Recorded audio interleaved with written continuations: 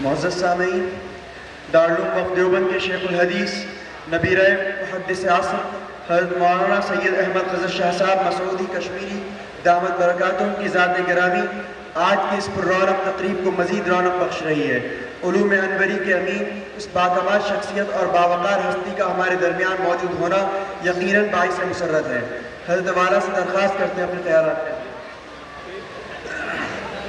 بسم اللہ الرحمن الرحیم، الحمد للہ والصلاۃ علیہ مثل کلمۃ طیبۃ کشجرۃ طیبۃ اصلها ثابت وفرعها فی السماء، صدق اللہ العظیم۔ صدر محترم اور حضرات علماء کرام اور طلباء عزیز، رات کا کافی حصہ گزر چکا اور اس مجلس سے متعلق یہاں پر جو تفصیلات آپ کے سامنے بہت سے حضرات نے بیان کی ہیں، مجلس کی غرض و غایت اور جس مقصد کے لیے یہاں پر ہم سب جمع ہوئے وہ مقصد بھی تکمیل کو پہنچ چکا۔ اگرچہ یہ شکوہ کیا جا سکتا ہے کہ یہاں پر اسٹیج پر موجود جو حضرات جن کو دعوت دی گئی وہ اپنی ذات میں ہر ایک انجمن تھا، اپنی ذات کے اندر ایک ادارہ، ایک جماعت، ایک فکر اور ایک علم بھرپور ان کے اندر سمایا ہوا۔ ایسی بہت سی مجلسیں بھی ناکافی تھیں۔ اگر اس کی طوالت کو اور اس مجلس کے دورانیہ کو اور اس میں اضافہ کیا جاتا تو یقیناً وہ خوش آئند بھی ہوتا اور ہر ایک کو بہت کچھ پانے کا موقع ملتا۔ اب تو یہ ہے کہ جو کسی نے کہا ہے کہ تسکین دل محزونہ ہوئی، وہ سعی کرم فرما بھی گئے۔ اس سعی کرم کو کیا کہیے، بہلا بھی گئے، تڑپا بھی گئے۔ حضرت حجت الاسلام مولانا محمد قاسم صاحب نانوتوی نور اللہ مرقدہ کے نام نامی اور اس میں گرامی سے معنون و منسوب اس اکیڈمی کے ذریعے جو یہاں پر آپ کے سامنے کارنامے اور وہ کتابیں جو تیار کی گئی ہیں ان کا اجرا عمل میں آیا۔ اگر اس مختصر مدت میں اکیڈمی کی پیدائش، اس کی جوانی اور اس کا مختصر دورانیہ، اس قلیل ترین مدت میں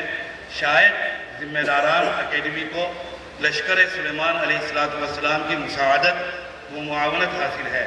شبابی قوتیں ہیں، شبابی توانائیاں ہیں اور اس کے ساتھ ساتھ بزرگانہ شفقتیں اور بزرگانہ تمام کی تمام توجہات حاصل ہیں۔ خدا کرے کہ یہ تمام کی تمام سفر، علمی سفر، حضرت خطیب الاسلام مولانا محمد سالم صاحب قاسمی دعوت برکاتہم کی زیر سایہ اور ان کے زیر نگرانی اور برادر محترم مولانا محمد سفیان صاحب کے زیر نگرانی اور عزیز القدر مولانا شکیب صاحب صلی اللہ علیہ وسلم کے شبابی طاقتوں کے ساتھ روز افزو ترقی پر اور دن دگنی رات چوگنی ترقیات اس کو حاصل ہوں۔ یہاں پر جن شخصیات کی سلسلے میں کتابیں اور ان کتابوں کا اجرا ہوا، قریب ترین ماضی میں شخصیت حضرت حکیم الاسلام مولانا محمد قاری محمد طیب صاحب نور اللہ مرقدہ سابق محتمم، اس سے پیشتر ان کے والد گرامی اور علامہ کشمیری ایسے ابتری شخصیات کے استاد حضرت مولانا حافظ محمد احمد صاحب، ان کی سوانح یہاں پر اس کا بھی اجرا ہوا۔ وہ شخصیت ہم سے بہت بیشتر اور ان کا عہد ذری بہت بعید ہے۔ ماضی قریب میں ہمیں دیکھنے کا اتفاق ہوا اور ہم نے اس شخصیت کو برتا، آکا، جانچا اور پرکھا، اور یہ ہماری سعادت ہے، یہ ہماری خوش قسمتی ہے کہ ہم نے اس شخصیت کو دیکھا کہ ایک موقع پر عطا اللہ شاہ بخاری نے علامہ کشمیری کے تعزیتی جلسے میں کہا کہ صحابہ کا قافلہ جا رہا تھا، کشمیری آخری صحابی تھے جو پیچھے رہ گئے۔ ہم کہہ سکتے ہیں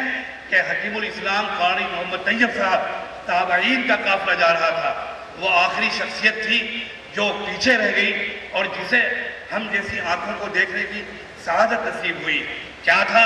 ایک طوفان، ایک ایسا سمندر جو اپنے اندر قیمتی موتی لیے ہوئے، لیکن اس کی اوپر کی سطح انتہا سے زیادہ پرسکون۔ افراد اور افراد کے مزاج اداروں کے اوپر اثر انداز ہوتے ہیں،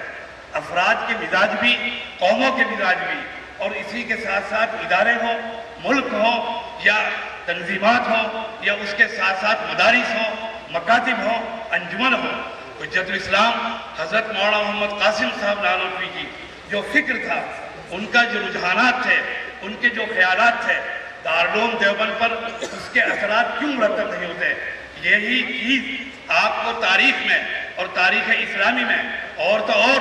جناب نبی کریم صلی اللہ علیہ وسلم کی حیات طیبہ میں سوال کے جواب میں عائشہ صدیقہ کا وہ جواب آپ کو یاد ہوگا کہ فرمایا کہ اگر محمد کی سیرت دیکھنی ہو تو قرآن مجید کا مطالعہ کرو۔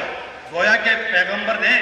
اپنے وجود میں، اپنے پیکر میں اور اپنے جسم کے اندر قرآن مجید کو جذب کر لیا تھا۔ پھر پیغمبر کی تعلیمات کس طریقے پر آپ نے صحابہ کرام کی جماعت کو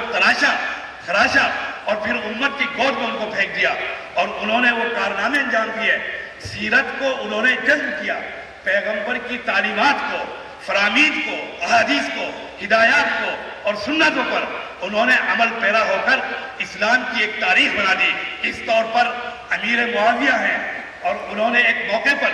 امارت کے سلسلے کے اندر تقریر کی اور کہا من یرید ان یتکلم فی ھذا الامر فلیطلع لنا قرنہ، کہ جو عمارت کے موضوع پر بات کرنا چاہے وہ ہمارے سامنے آئے اور آنے کے بعد اپنا دعویٰ پیش کرے۔ ابن عمر موجود ہیں، معمولی شخصیت نہیں ہے عبداللہ ابن عمر،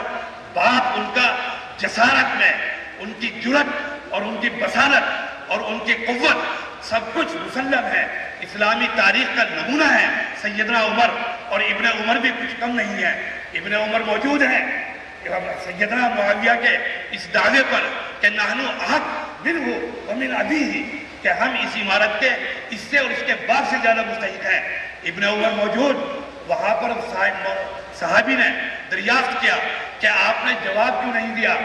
پیغمبر کی تربیت دیکھیے، جناب نبی کریم صلی اللہ علیہ وسلم کا انداز دیکھیے جس کو صحابہ نے جذب کیا تھا۔ فرمایا کہ جواب دینے کے لیے میں نے اپنی آستینیں سوت لی تھی، اپنی چادر سمیٹ لی تھی،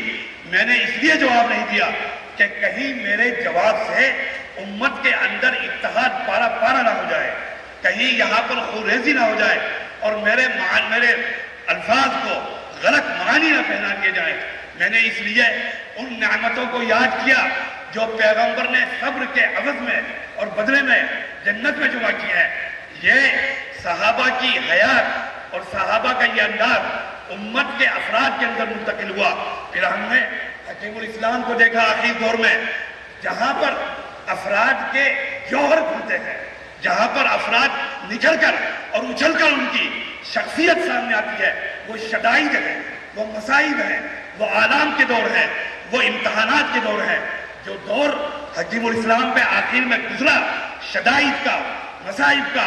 آلام کا، جس وقت 60 سال کا اہتمام حکیم الاسلام کا ہچکو نے لے رہا تھا، اس وقت ہم نے ابن عمر کے اس طرز کو ان کی زبان سے سنا کہ میں نے اپنے لیے سب سکوت اور استغنا اپنے لیے پسند کر لیے۔ یہ وہ روایات تھی، یہ وہ جوہر تھے، یہ وہ ان کے امتیازات تھے جو کبھی ان کی پشت کے اندر نسبت قاسمی جلوہ گر، کبھی نسبت اشرفی ان کے اندر جلوہ گر، کبھی ان کے الاستاذ الاکبر جن کو وہ بذات خود کہتے تھے کہ الامام الکشمیری، وہ نسبتیں ان کے پوری شخصیت اور پیکر کے اندر جلوہ گر تھی۔ اس روایات کو، اس طریق کو، اس انداز کو انہوں نے برقرار رکھا۔ ان کا کارنامہ یہ ہے کہ وہ اس دور کے اندر اکابر دیوبند کو زندہ کرنے والی شخصیت ہیں۔ اگر کسی نے اپنے اکابر کے علوم کو، اپنے اکابر کے کمالات کو اور ان کے امتیازات کو بیان کرنے میں اختصاصی درجہ حاصل کیا تو وہ حکیم الامت مولانا اشرف علی صاحب تھانوی، اور پھر دیوبند کی تاریخ میں